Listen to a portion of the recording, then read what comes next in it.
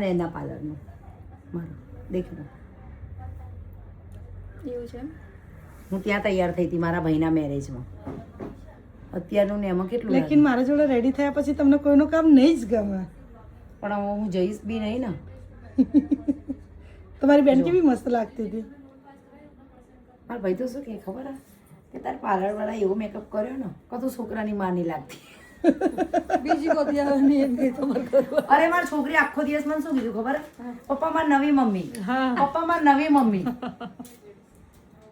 અમારા બે જેવા તો કોઈ મારા ભાભી હે ને અમારા ભાભી એ બી નતા. લગ્ન વાળા બી નહીં લાગે 100% વિશ્વાસ. મેં કીધું તું તમે તો છે કહું ને છું તો ખરા, હું 4 દિવસ હે ને બધાને જવાબ આપવામાં અને આખી સોસાયટીમાં બધા આપણે ગાણા ના ગાય તો એની અંદર બધા એ જ પૂછવા આવ્યા હતા કે દિશા તું તૈયાર ક્યાં થઈ હતી, તું તૈયાર ક્યાં થઈ તમે હતી? કન્ફ્યુઝ હતા ખબર છે કે પાર્લરમાં કેવું રેડી કરશે નહીં જ્યારે વેક્સ કરતા ના મેં તો આમનું જોઈને જ એમ લાગ્યું કે હું હારી લાગુ છું.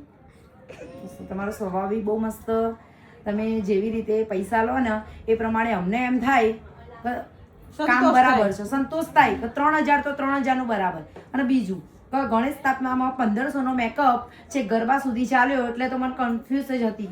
આમ વિશ્વાસ જ હતો કે બીજા દિવસે આનાથી બી મસ્ત હશે.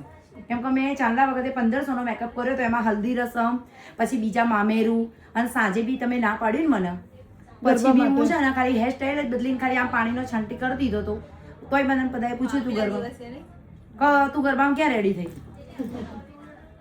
સારું ને તમને ગમ્યું ને? બહુ જ. હવે કોના મેરેજ આવે એની રાહ જોઉં.